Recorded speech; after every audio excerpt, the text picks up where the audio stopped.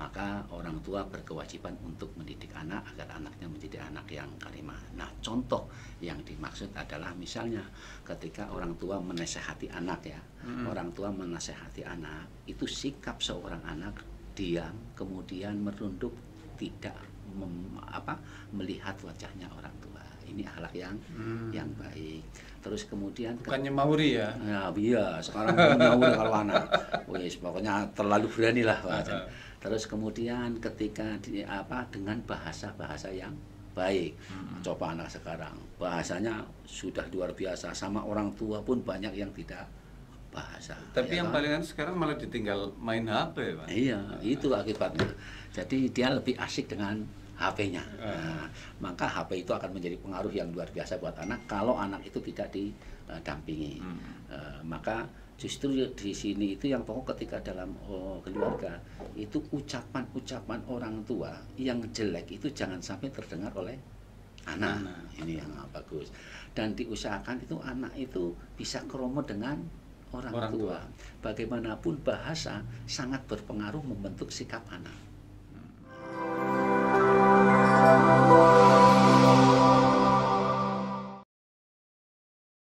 Assalamualaikum warahmatullahi wabarakatuh. Waalaikumsalam warahmatullahi wabarakatuh. Alhamdulillahirrabbilalamin. Wassalatu wassalamu ala asrofil anbiya al mursalin Sayyidina wa mulana Muhammadin amma ba'du.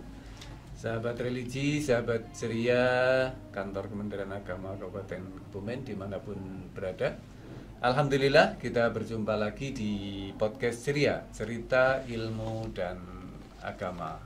Seperti biasanya kita sudah ditemani seseorang yang akan menemani kita kurang lebih 30 menit, 20 menit sampai 30 menit ke depan. Dan episode kali ini saya sudah ditemani oleh beliau Bapak Kiai Haji Murtaqi MPD. Nah, selamat sore ya, Pak. Selamat sore Pak Fauzan. Ya. Nah, sebelum kita masuk ke pembicaraan kita hari ini tentang akhlak, ada sebuah ungkapan bahwa siapapun yang tidak memiliki ilmu dan akhlak, maka dia seperti anak yatim piatu, tidak memiliki ayah dan ibu. Artinya dia hidup tidak memiliki tongkat yang akan membimbing dia untuk menjalani hidup. Nah, dari situ mungkin bisa diterangkan terlebih dahulu oleh Pak Murtaqi yang dinamakan akhlak itu apa, yang dinamakan ilmu itu apa, mungkin definisinya mungkin ya. Oke, ya. Sebagai gambaran sahabat ceria dan sahabat religi. Assalamualaikum warahmatullahi wabarakatuh. Sahabat-sahabat religi atau sahabat-sahabat podcast ya, ceria. Dan sahabat-sahabat ceria yang saya muliakan, kaum muslimin muslimat dimanapun berada.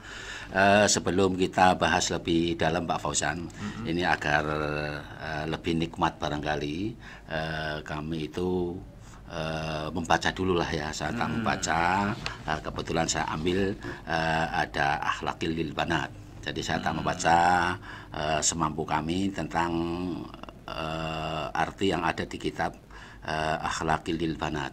Di sini ada contoh kaitannya akhlak. Adapun ilmu dan akhlak itu memang terkait ya.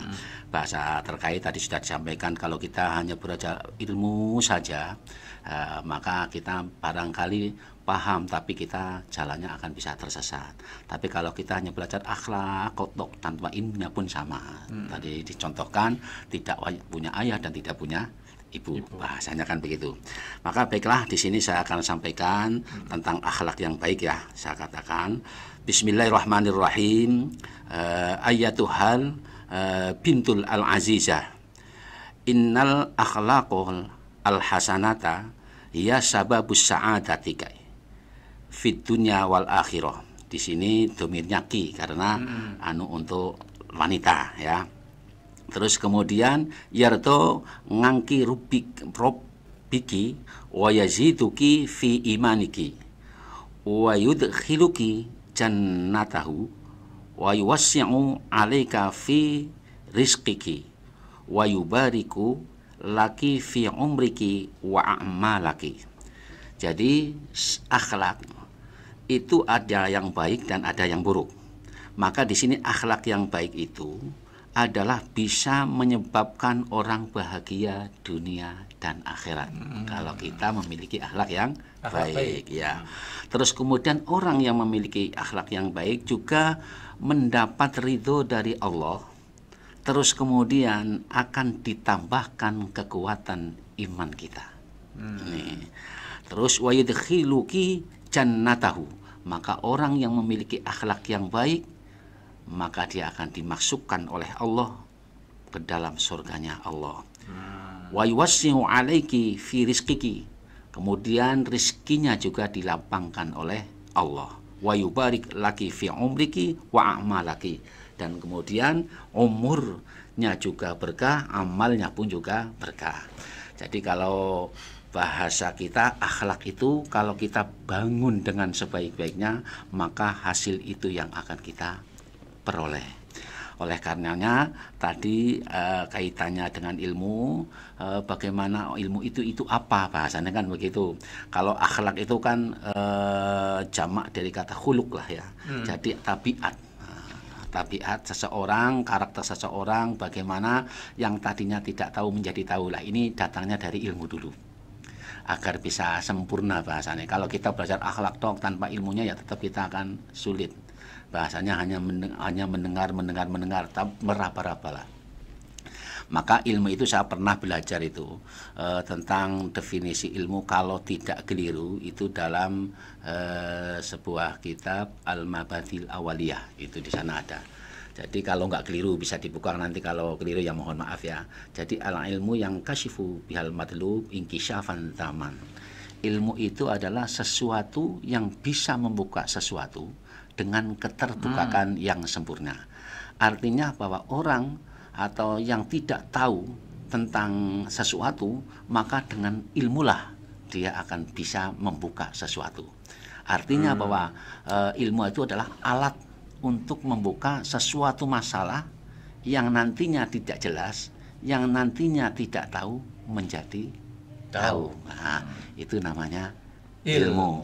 Maka sangat penting orang itu selalu belajar atau mengaji atau mencari ilmu. Gunanya adalah apa? Untuk memperbaiki sikap kita dan untuk menambah pengetahuan untuk menuju cita-cita bahagia dunia dan bahagia akhirat. Itu yang namanya ilmu, Pak Fauzan. Jadi tujuannya jelas sekali bahwa kita bagaimanapun tujuan orang hidup kan dunianya ya baik, akhiratnya juga baik. Maka kedua antara ilmu dan akhlak adalah sesuatu yang sangat utama. Kayak gitu Pak Fauzan. Oleh karenanya sampai saya sampaikan bahwa di dalam kitab ini Allah menyampaikan qad aflaha man tazakka wa qad khaba man dassaha. Jadi orang yang memiliki akhlak maka dia akan menjadi orang yang beruntung untuk dirinya. Jadi kita hidup dihiasi dengan akhlak-akhlak yang baik, maka kita menjadi orang yang beruntung. Janganlah hidup kita dihiasi dengan akhlak-akhlak yang jelek. Terus kemudian Nabi SAW menyampaikan juga bahwa aktsaru ma yudkhilun nasa al jannata taqwallahi wa husnul khuluq. Jadi kalau orang itu bertakwa, akhlaknya baik, itu jaminannya memang surga. Iya, jaminannya memang surga. Jadi berbahagialah orang yang memiliki akhlak yang baik, tapi jangan kita jerumuskan diri kita terhadap akhlak yang jelek. Maka akhlak ada akhlakul karimah, ada akhlakus sayyi'ah. Kita tahan obrolan kita sampai di akhlakul karimah dan akhlakus sayyi'ah. Kita akan lanjut podcast kita setelah pesan-pesan berikut. Assalamualaikum warahmatullahi wabarakatuh. Undang-Undang Nomor 33 Tahun 2014 tentang jaminan produk halal mengamanahkan seluruh produk makanan, minuman, jasa penyembelihan, dan hasil sembelihan, bahan baku, bahan tambahan pangan, dan bahan penolong untuk produk makanan dan minuman yang masuk, beredar, dan diperdagangkan di wilayah Republik Indonesia diwajibkan bersertifikat halal sebelum 17 Oktober 2024, termasuk juga di Kabupaten Kebumen. Ayo, segera daftarkan produk Ibu Bapak ke Dinas Penanaman Modal dan Pelayanan Terpadu 1 Pintu Kabupaten Kebumen untuk mendapatkan NIB dan segera daftarkan ke aplikasi Pusaka Kementerian Agama untuk memperoleh sertifikat halal secara gratis. Ayo, segera urus NIB dan daftarkan sertifikat halalnya. Ingat, gratis, tis. Para pendamping halal juga siap membantu pengurusan di Mall Pelayanan Publik Kabupaten Kebumen atau di KUA terdekat. Halal Indonesia untuk masyarakat dunia. Halal itu baik, halal itu sehat, halal itu berkah. Bupati Kebumen, Arie Sugianto, Sarjana Hukum. Wassalamualaikum warahmatullahi wabarakatuh. Sahabat ceria dan sahabat religi, alhamdulillah kita masih di podcast ceria dan masih bersama Kiai Haji Murtaki. Tadi kita tertahan di akhlakul karimah dan akhlakus sayyi'ah. Mungkin bisa langsung dicontohkan ini bagaimana yang disebut dengan akhlakul karimah dan apa yang disebut dengan akhlakus sayyi'ah. Ya. Langsung saja. Ya, baik Pak Fauzan, untuk akhlakul karimah itu adalah akhlak yang mulia, akhlakus sayyi'ah adalah akhlak yang jelek. Ya. Untuk akhlakul karimah barangkali mudah dicari tapi sulit untuk diamalkan. Nah, ini sebagaimana kita contoh dalam sebuah keluarga lah ya, antara orang tua dengan anak. Itu zaman sekarang bisa kita lihat bagaimana anak bisa banyak yang berani dengan orang tua. Kenapa itu bisa muncul? Karena memang keilmuan agamanya belum tertata. Maka orang tua berkewajiban untuk mendidik anak agar anaknya menjadi anak yang karimah. Nah, contoh yang dimaksud adalah misalnya ketika orang tua menasehati anak ya, orang tua menasehati anak, itu sikap seorang anak diam, kemudian merunduk, tidak melihat wajahnya orang tua. Ini akhlak yang baik. Terus kemudian bukannya mauri ya? Ya, iya, sekarang mauri kalau anak. Wis, pokoknya terlalu berani lah, Pak. Terus kemudian ketika dengan bahasa-bahasa yang baik. Coba anak sekarang bahasanya sudah luar biasa, sama orang tua pun banyak yang tidak bahasa. Tapi ya yang kan? palingan sekarang malah ditinggal main HP, Pak. Iya, itu akibatnya. Jadi dia lebih asik dengan HP-nya. Nah, maka HP itu akan menjadi pengaruh yang luar biasa buat anak kalau anak itu tidak didampingi. Maka justru di sini itu yang pokok ketika dalam keluarga itu ucapan-ucapan orang tua yang jelek itu jangan sampai terdengar oleh anak. Ini yang bagus. Dan diusahakan itu anak itu bisa kromo dengan orang tua. Bagaimanapun bahasa sangat berpengaruh membentuk sikap anak.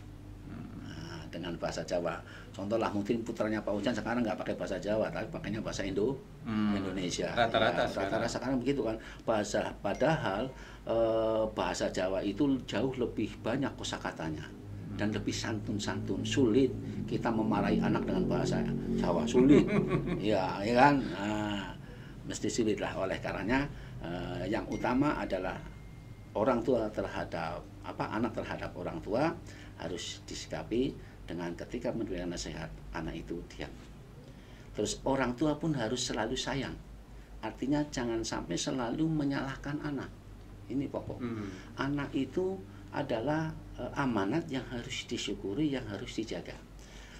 Ada sebuah kalimat kayak begini. An-nadru ila wajhil auladi bisyukrin kan-nadri nabi. Jadi kalau orang tua melihat anaknya dengan penuh rasa syukur, maka dia seperti melihat Rasulullah. Nah, ini kan luar biasa. Jadi anak itu juga istimewa. Maka itu contoh lah ya dalam keluarga.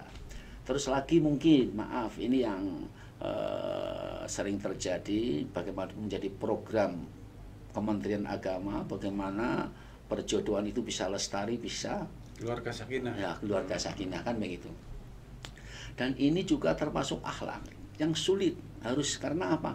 Di situ ada kalimat al-ittihadu qalbaini ila qalbaini wahidun.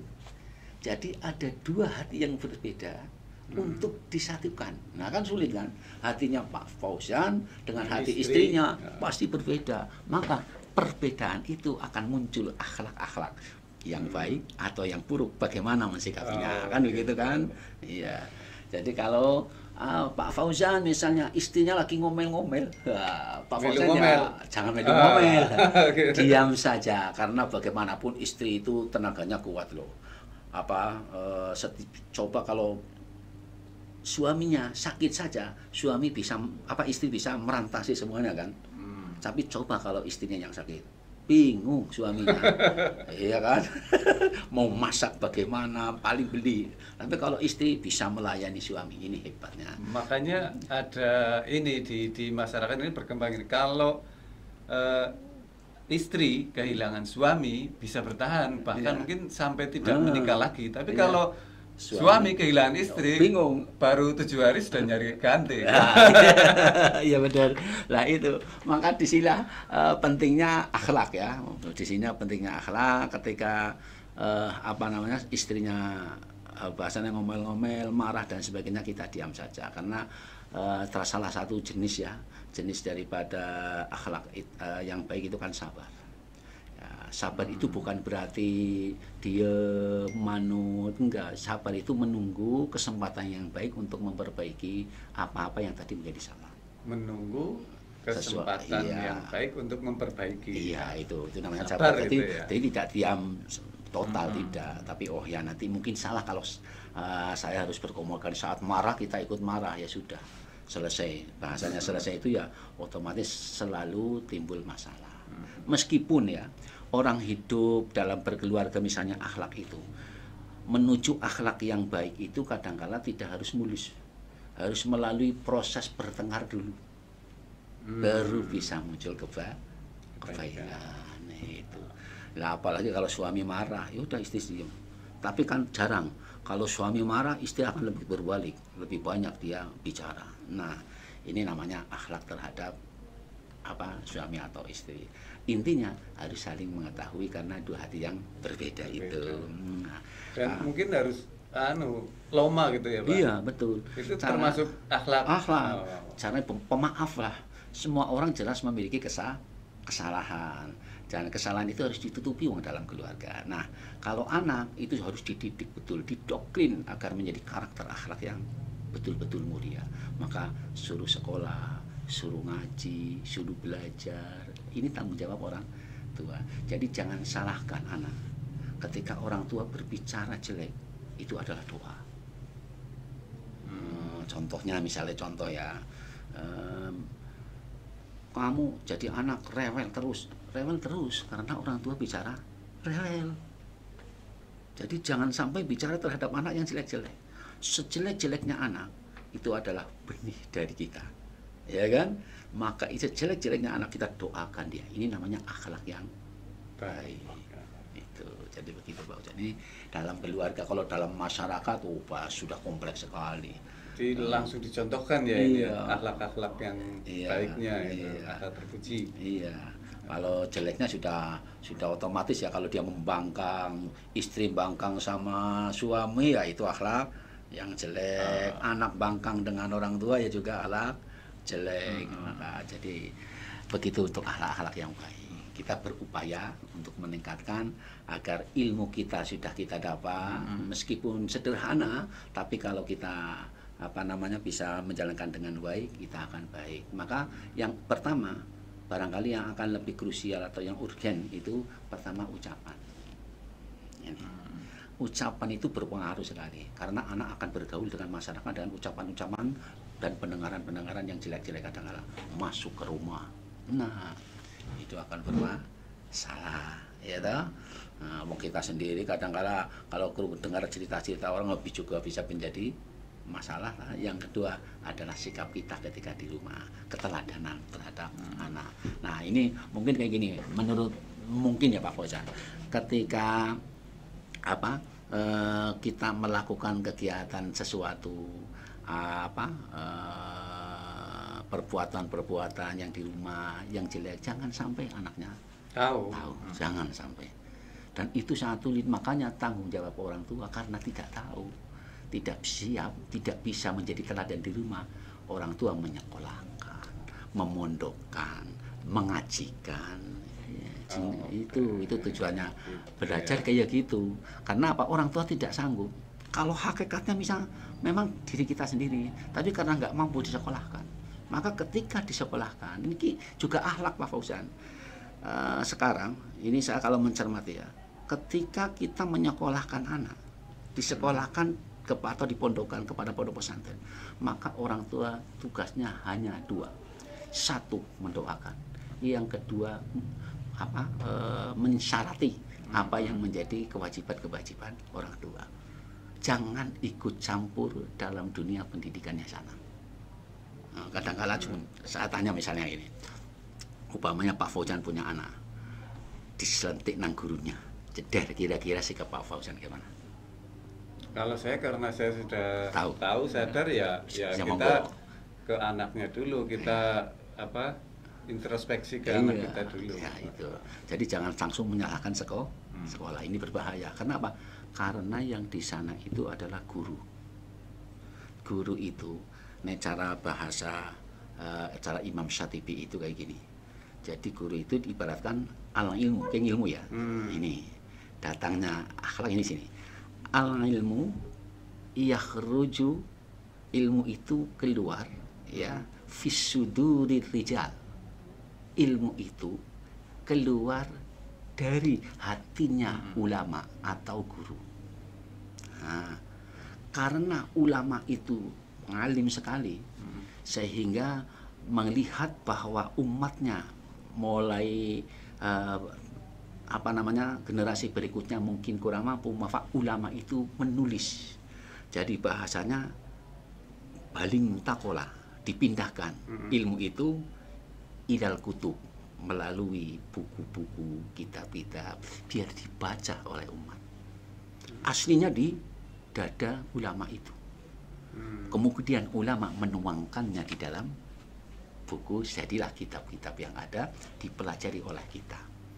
Nah sekarang sudah pindah lagi dan berbahaya. Al-an baling takola ngalal YouTube. Ya kan? Sekarang sudah pindah ke YouTube. Anak itu belajar melalui YouTube. Maka guru sekarang kalau hanya teori susah, mau buka di YouTube aja sudah bisa dia, ya kan? Nah satu yang tidak bisa dalam keilmuan itu apa? Adalah akhlak. Itu nggak ada di sana. Jadi akhlak dan ilmu itu tidak bisa dipisahkan ya. Iya. Kalau boleh saya tarik kesimpulan dari obrolan kita sampai saat ini, tadi dijelaskan bahwa akhlak itu justru kita mulai dari diri kita sendiri dan keluarga sebelum kita terjun ke masyarakat. Jadi perbaikilah akhlakmu dan keluargamu terlebih dahulu. Karena sebentar lagi juga kita akan berbuka puasa. Sebenarnya ini lagi asyiknya kita ngobrol tentang akhlak dan ilmu, tapi mengingat waktu yang sudah lumayan sore dan kita sebentar lagi akan berbuka puasa. Kita lanjutkan besok kapan-kapan ini Pak Murtad. Iya. Karena asik ini ngobrol tentang akhlak dan ilmu. Iya, oke. Seperti biasanya, jalani, nikmati, dan syukuri. Assalamualaikum warahmatullahi wabarakatuh. Waalaikumsalam warahmatullahi wabarakatuh.